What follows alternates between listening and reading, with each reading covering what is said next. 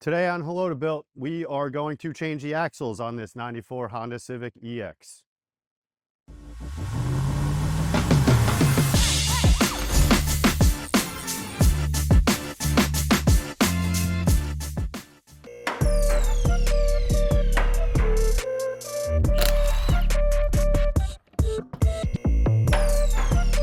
So if you think that your axles are going and you want to double check, this has a torn boot on the one axle, which was allowing the grease to pour, and you see all the buildup from all the grease. So if you hear it clunking while you drive, or you just want to double check, make sure your boots are not torn. This one is totally ripped, and you can see evidence of grease shooting out as the axle spins. So I got to bend this little tab out. That's what holds and locks the axle nut in so that it won't spin. So you have to bend this back so that the nut will come off. Do both sides. I'm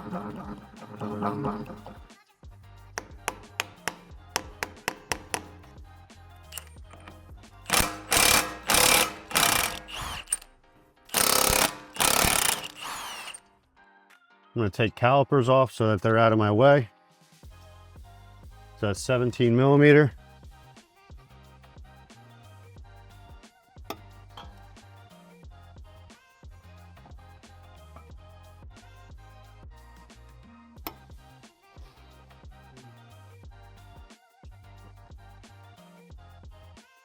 So I'm going to take the calipers off. I need to take the clamp off that holds the soft line going to your caliper. Two 10 millimeter bolts.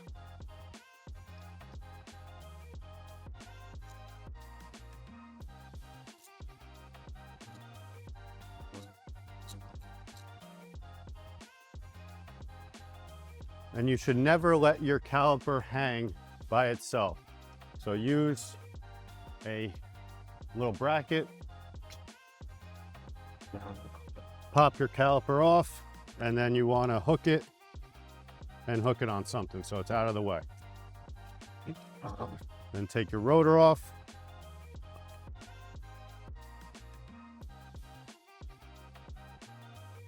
Okay, now we need to get this axle off of the hub. So what I'm going to do is I'm going to take this castle nut off here at the upper control arm. I'll show you how to take that off, and then by doing that, it should give us enough play that we can move this out of the way without taking apart the whole thing. So the castle nut has a cotter pin in here to hold it from spinning. So you need to straighten that out, and then that should wiggle out. Might be a little bit of a pain, but it will come out. Once you start to get it, you could probably grab it and wiggle it out. So when you take this castle nut off, you don't want to take it all the way off. You want to leave it flush with the bottom of the stud of your ball joint so that it won't drop off. Now, Hondas have this little spot, there's a little trick here to take this off, where if you turn your wheel all the way to the one side, you'll see a flat spot on the top of this. There's a flat spot right there. You're going to hit that with a sledgehammer and it should pop right off.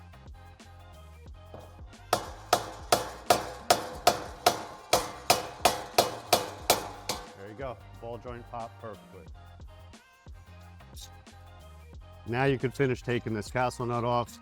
You'll see the ball joint's going to pop right out, and that's out of the way now.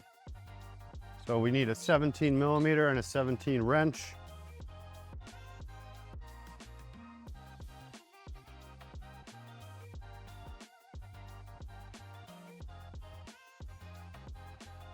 Oh, that thing's on there.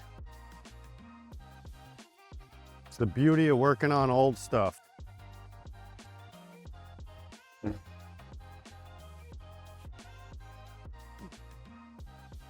Okay.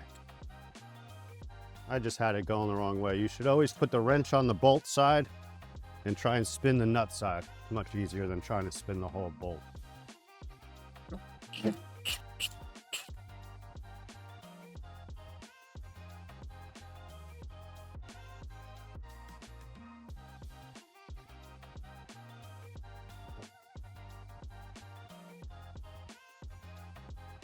hoping that gives us enough room. Okay, almost. Okay, so that part of that axle is out. Sometimes you could pop them out depending on how the clip is still inside there. This one's not popping out. So I'm gonna try and get a flat head in here. And I'm gonna try and pop it out. There you go. So that popped right out.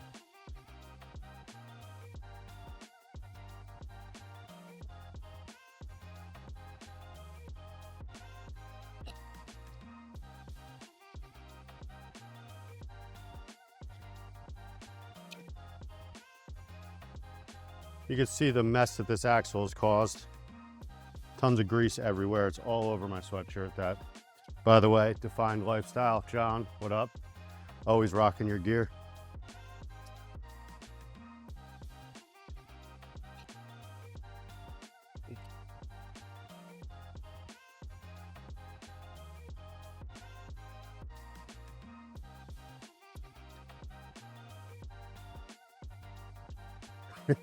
Almost took you out, Andy.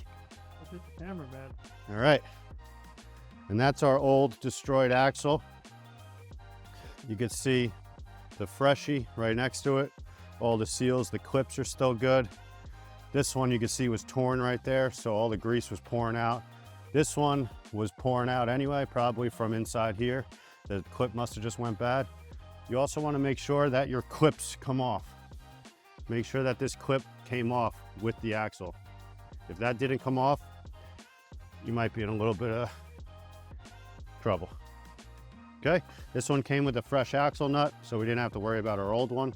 When you do tighten this, don't ever forget to clamp it so it won't spin off. Yeah, I'm just doing a quick swipe down, get all this grease off of here. This thing needs a full detail. I just bought this car, so it needs some work and some love. That's why I'm doing these things. But I bought it for some money. Well, the reason why I bought it.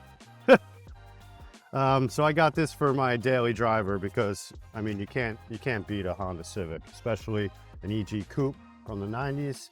I get to bump Limp Bizkit and drive around like I'm back in high school. So that's pretty sweet. All right. Now, just to make this a little bit easier of an install, I'm going to take this wishbone off. Okay, so it's just one bolt going through. I don't know what size. It looks kind of like a 14 maybe.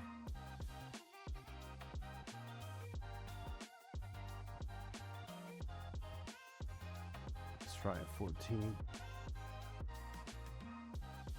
Oh, the right side will work. Yep, that's a 14.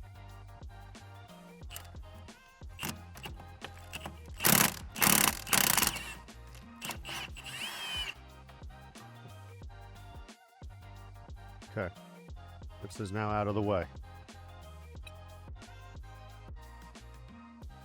Make sure you keep all your bolts per side so you don't mix anything up.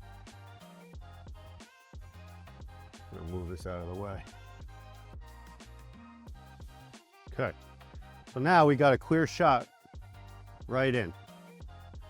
You can tell this car is well kept. This is a 94 and it is super clean. The underbody is gorgeous.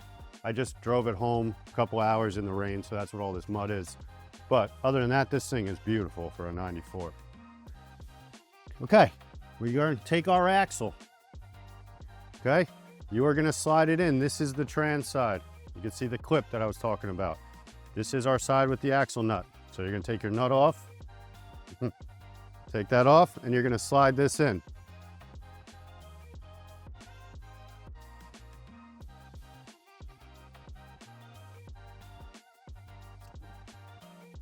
Okay, you should feel it go in. Once those splines line up, you want to make sure that it goes and clips in. Right now, I just felt it go and clip in. Okay, all right, so I noticed that this is what's holding me up. So I'm gonna take these two 10mm bolts off and this will come off, which should give me a little bit more clearance for this to spin in.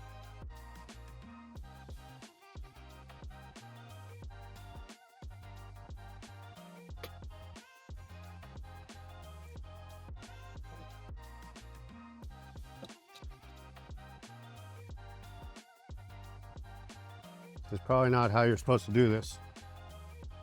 I really was supposed to take this other bulge or this tie rod off. I don't want to. I don't want to, but I don't want to wreck this axle.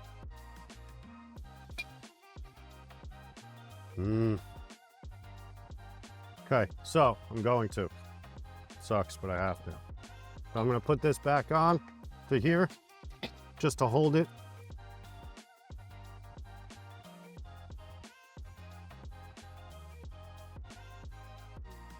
Come on.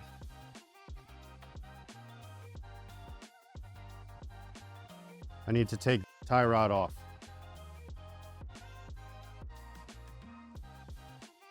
Okay, so it's the same thing. It's got a castle nut on the bottom. It really sucks.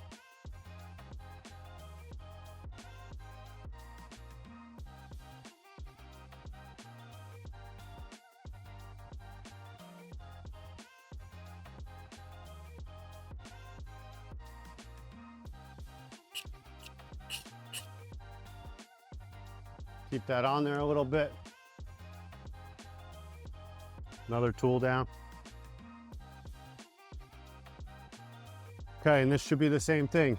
You should be able to turn this to the right. You should be able to tap it right here. There you go, that popped out.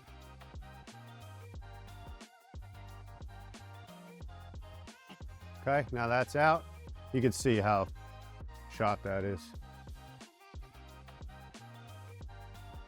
Okay, now we gotta take this back off.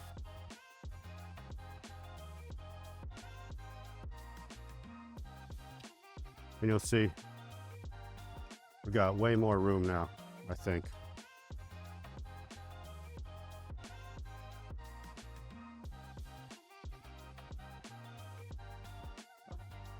Okay, now that your axle is in, you have to make sure that the splines line up.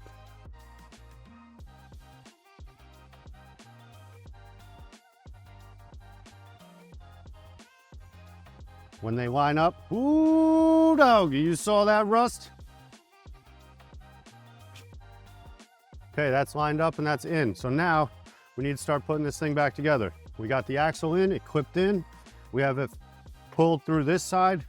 We're gonna put our axle nut on so it doesn't pull out.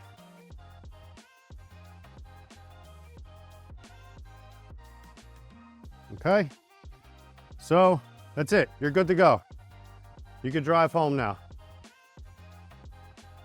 Just kidding. Let's start putting this thing back together. I'll put my tie rod back on with the castle nut.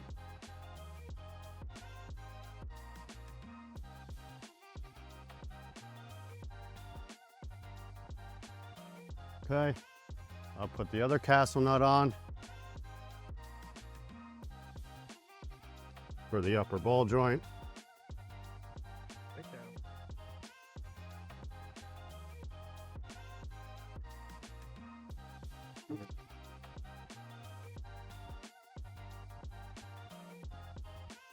Okay, we'll screw this back on with the two 10 millis, and then we have a fresh axle.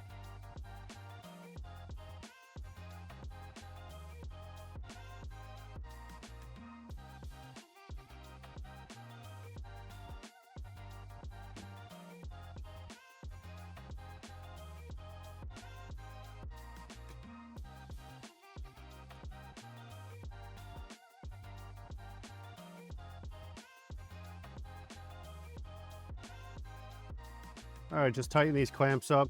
These are just gotta be tight. I don't need to torque any of this stuff. Just tighten that. Don't murder it, just tighten it. Okay, that's back on. While I'm here though, I am gonna lower this thing. Okay, so you can see. Can you see through that hole? You see the daylight through the hole? So if you look through the bottom of the shock cup, can you see through there? Yep. You shouldn't see daylight through that. That means that these are actually lifted up too high. You're supposed to, according to the manufacturer, be able to see the threads of the shock body in that lower cup. That means that the threads are engaged enough to be safe according to them. So what I'm gonna do is I'm actually gonna pull the shock body into the cup more. So you just need to count the amount of turns. So I'm gonna start here. I'm gonna do, oh, hold on. I need to mark this somehow so that I know how many turns I'm making. All right, so what I'm gonna do is I'm going to file down on this lock nut right there, just so that I can see that. So now I know however many times that comes around, that's one full spin.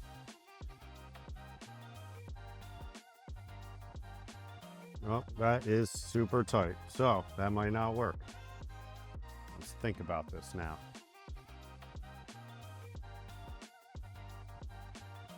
These are called spanner wrenches. You can tell I have multiple different kinds of suspension at times. The BCs should work.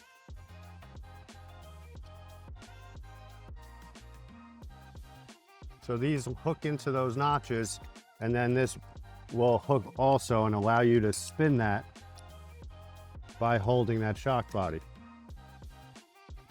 It's a little tedious, but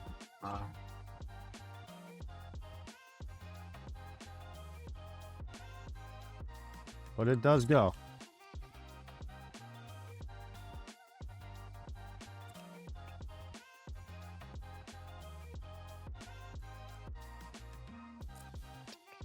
So you can see now that mark that I just made, I just want to show you, is now here. So that was one full turn.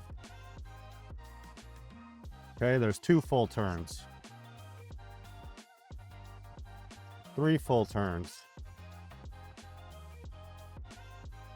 4 full turns, and we're gonna do 5 full turns. I think that should be enough to get this back in. So now, once you get that done, and you have your lock nut set to where you want it, you now want to spin the entire shock body back in. And what I'm doing is I'm just basically threading this shock back into the cup. Make sure your bottom lock nut doesn't spin so you don't lose your position. Now, when I was younger, I used to go all the way low and then work my way up, because if you didn't do that, you weren't doing it right. We like low and slow. Now you can see that, you can see threads inside of there.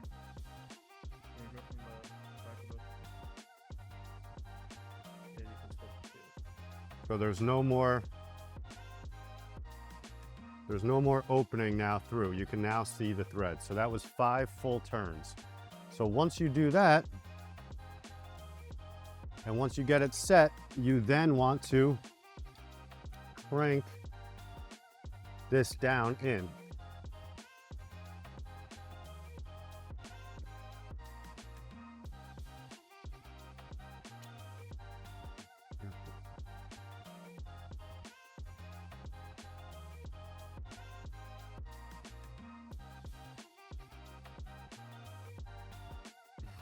Right. It'll be easier once this is in the wishbone. So what I'm gonna do is I got it a little snug for now, so it's not gonna spin off of that. We'll put the wishbone back on, and then we could tighten it all down. So before they made these, if you really wanted a low car, you used to cut these and weld them shorter. That would bring your car even lower. Now they make them MPC, I'm pretty sure, makes a drop fork. They make them right now where they're lowered already, but before that was even an option, we had to do it ourselves. So you're gonna put that on. That now lines up to the bottom. A little bit of a pain, but it'll go. Okay, so now we're gonna tighten this castle nut up top. We're gonna tighten this castle nut for the tie rod. We are going to tighten these. This was a 14, this was a 17. And then we can put it all back together and we're good to go.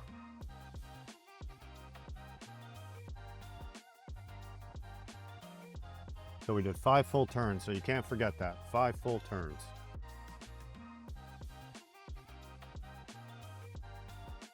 Hi-yo.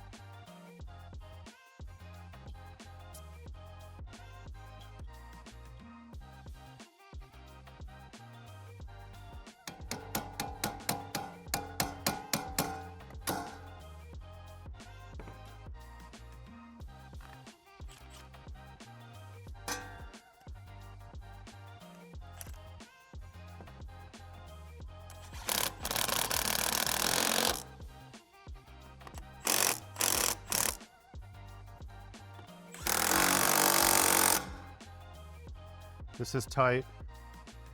This is tight. I'll look these torques up for you guys anyway. That, we gotta pop this back on, and then we put our rotor and our caliper back on, and then this side is done.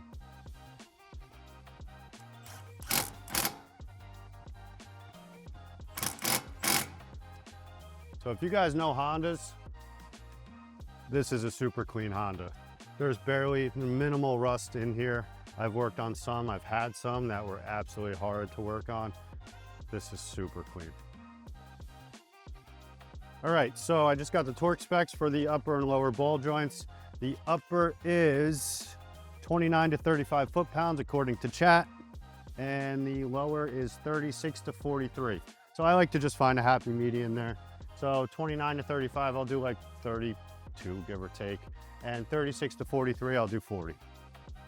Sometimes what you could do is you can start with the lower torque spec, torque it there, and then go to the middle and retighten just to make sure. So upper, we're gonna do 30. I'll start at, no, I'm just gonna go right to 32. Since I can't get a socket in there, I'm gonna use a crow's foot. Crow's foot is a wrench that goes to a socket. So I'm gonna put this on here. Hopefully I can get to it with this, I'm hoping.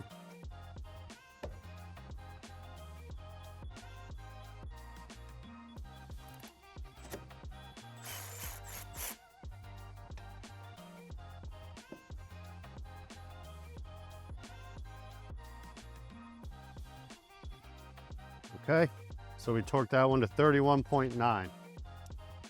And now the other one, I think I could fit a socket on. So you could use a socket. I'm sure it's much easier to use a socket than a crow's foot.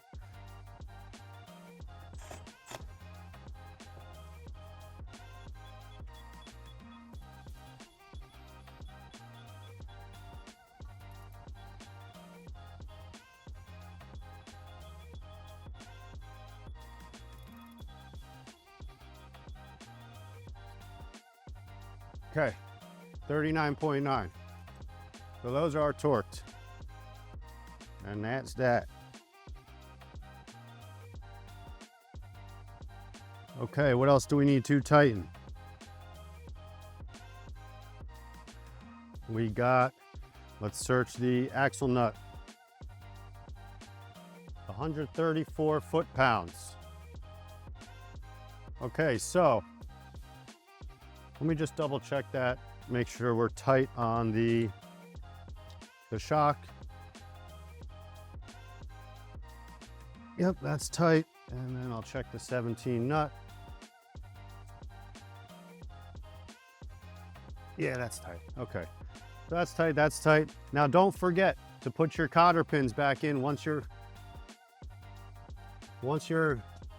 oh, this one. So this one I gotta tighten a little bit more because I need to be able to get the cotter pin through the hole. So you can see you want to make sure that the hole for the cotter pin is lined up in one of the castle ridges. So this one's a little bit off. Yep, so that one lines up now. And I'm still within that torque range anyway, so tap that through. And then you fold that so that it won't pull through. Okay. And we are going to do the same on the bottom. Put that through.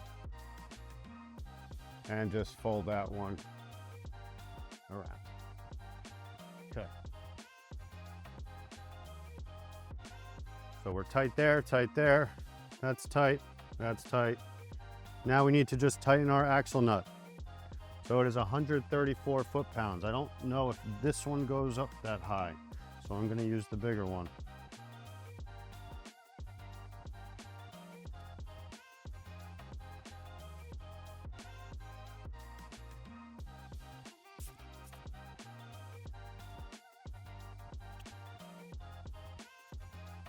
This one, we'll set it to 134 foot-pounds. When you store these torque wrenches, make sure you also take them, hold on a sec. What did I say, 134? When you store them, you shouldn't store them with any torque spring on pressure on the spring, okay? You want to store them all the way off. So 134 foot-pounds. Okay. We had a 32. Where did I put my 32? Here it is. So this one, I might not be able to tighten because it's gonna spin. It's gonna spin the axle. So what I'm gonna do is I'm gonna just tighten this as much as I can until I can put weight on it. Some people, what they do is they take a big screwdriver or a pry bar and they hold it like this and they tighten. I'm not gonna be able to get 134 foot-pounds like that. I'd much rather pop the center cap out of the wheel, put the wheel back on, and use the weight of the car to hold it from spinning.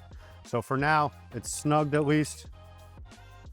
Yep, that's snug tight. So what I'll do is I'll put the wheel on when I'm done, and we will make sure we torque those axle nuts to 134. Okay, now we're gonna put our rotor back on. Yeah, I probably need rotors. That's okay. That's another day. This one's missing the bolts for it. You know what? It's a daily. What are you gonna do, right?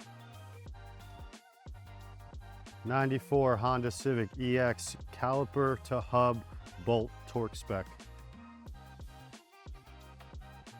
Okay, so the guide pin bolts, those are 24 foot-pounds. So the 24 foot-pounds are these guide pin bolts, the smaller ones.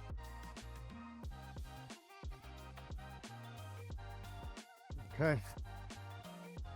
80, 79.9, 80 for both of those, and that is done. Okay, so it looks like we're wrapped up. We changed our axle, we got everything else tightened, the cotter pins back in, we lowered the suspension a little bit. So now that this is all snug and tight, I can now finalize and tighten my suspension that I lowered. So I'm gonna take the spanner wrench, I'm gonna take the smaller spanner wrench, and what I'm gonna do is, now that this is tight into that suspension, I'm just gonna take this bottom lock nut and just crank it into the shock cup.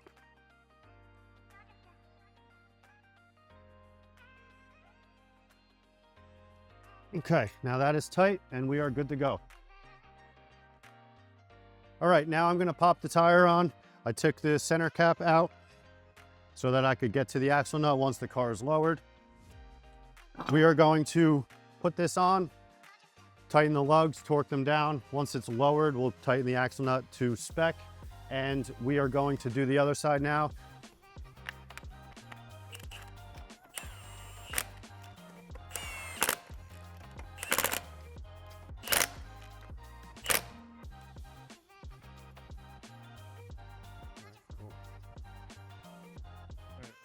All right, so we just got the car off the lift. We tightened the axle nut, and don't forget, after you tighten it, it was 134 foot-pounds of torque. We had to bend our safety on the nut in so that it won't spin off. I put the center caps on already, so you're not gonna see any of that. Right now, I'm gonna go torque all these lugs all around because I had the rears off and the fronts off, 80 foot-pounds. We're gonna torque the lugs too. And yeah, so like, subscribe. There's gonna be plenty more videos, especially on this.